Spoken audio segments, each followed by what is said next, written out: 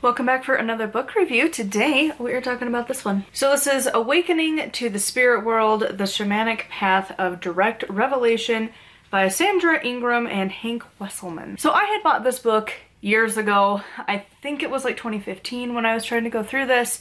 I was kind of more interested in a little bit more of the shaman aspect of the whole community, and so that is why I had initially got that. Honestly now, not really. So I didn't have huge expectations one way or the other with this book. So I gave it a 3 out of 5 star. My biggest thing with this book is that if you are interested in shamanism, it could be helpful as just sort of an introductory book on the topic. Basically, this entire book read like a lecture. And not like you're getting lectured by your parents, but like you attended some form of a lecture class, like you have a guest speaker thing, or you go to some convention and they have a panel of people that you listen to, because that's really how this read. The authors, because there's multiple point of views in here, which does get annoying, but we'll get there in a second. But the way this book is written, it is talking at you, not to you. And that got old fast. Because if you're reading a book, really, you should be writing that book for a single reader.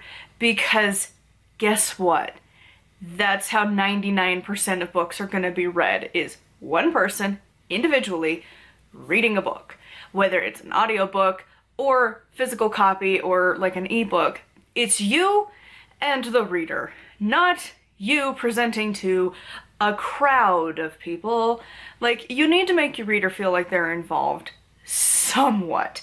And this book didn't. It felt like you were sitting there and you're reading a transcript of a panel where they kind of talk to each other about a topic. You're not involved. They're just talking at you, which honestly was pretty disappointing. I hate books that do that. I don't like that writing style. I don't know that it bothers other people because this had decent reviews, but I hate that. And I think we had one other book somewhat recently that did a similar thing where we have authors that are talking at us, not to us as the reader. And then also along those lines, we have the constant of other person says this person says this person says this. It gets so old so fast. I hate books like that. Honestly, when I go to buy a book, if I go to buy a witchy book in person, that is something that I will probably start to do. Because like I said, there's been quite a few of my red flags that I look for in books when I start to look for new ones to add to my collection. You know, publishing house, publisher's page, stuff like that. Information on the authors. There's a list, and one of those now has to include this because it's so annoying. If you can't come together to write a book together, why are you doing that? And at the very least, just swap chapters. Really. It's so weird to be here's a chapter, here's the point, and then here's this author's point of view, and this person, and this person, and this person. Just write it. It was so obnoxious, and it's just why are we doing this? I know why. Because they couldn't agree, and they both wanted to have their words out there just as much. Honestly, I feel like this should have been 2 separate books, one per author, because of that. But it's a me thing. I don't know that other people hate it as much as I do, but the instant I see it, I want to skim because I don't care. I don't care that this person wants to say this on the topic and this person wants to say this on the topic. I'm reading your book on the topic. You, authors, should be the ones telling me this. And if you can't come together to create a work that goes together, maybe you shouldn't be doing a book together. And I know that's a me thing. I know other people don't have that issue, which is why I didn't go any lower with the review. I think that's a personal preference when I read a book, and just my own ick, because everyone has icks in books, amongst other things. But it's just one of those that for me, it instantly is oh my god, I don't care. It's one of those where other people will be totally fine with that. They might even enjoy that. I don't. I hate it so much. The other thing with this book is that it is very much it is this way. There isn't a lot of room for like, it could be this or it could be that. A little bit more neutral and like just, I guess, passive of presenting the information. It's like, no, it is this way. And whenever books do that, it bothers me because it isn't that way. It has so many varieties, and some of the other reviews that I have seen for this book kind of hint at that it's like, they say that it is this way for all shamans and it isn't, and when you look at culture to culture to culture, it's very different. There's some parts that overlap, but it's not all the same, and they just kind of lump it together. So I can appreciate where some people are like, really? But I feel like it isn't that way for every single thing. And whenever an author talks at the reader that way, because again, it's not a communication thing, also it just wasn't, I don't like the writing style of this book across the board. There's also a heavy like judgment towards how we live modernly, which got annoying real fast. And again, it's one of those where it's like, you could leave some room for like some nuance, a little bit of wiggle room here, and the authors just don't. And by that, I mean, they constantly have this like, and that's like an attitude throughout the whole book that I didn't like. They feel like they're literally like sitting on a panel looking down on everybody. And that's the attitude that comes off a lot. And there's definitely this attitude of like, we need to look down on like all of Western society and everything that's contributed to the world, which is ironic because a lot of technology from the Western world went into actually making it so I can have this book.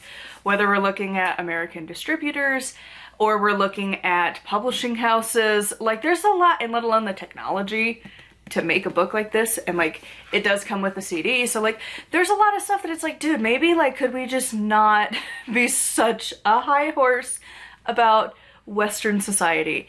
It has its qualms, it has its issues, but like, could we just stop? It's okay. Like that's one of the things that I've really noticed a lot and gets really annoying. And let alone there's like the huge debate of like, well, all of Western society is just obsessed with conveniences. And I'm like, yeah, I can guarantee you any human across the globe, if you gave them the option at any point in history to live with our modern conveniences, they would pick that. I don't think any of them are going to be like, yes, please let me worry about starvation.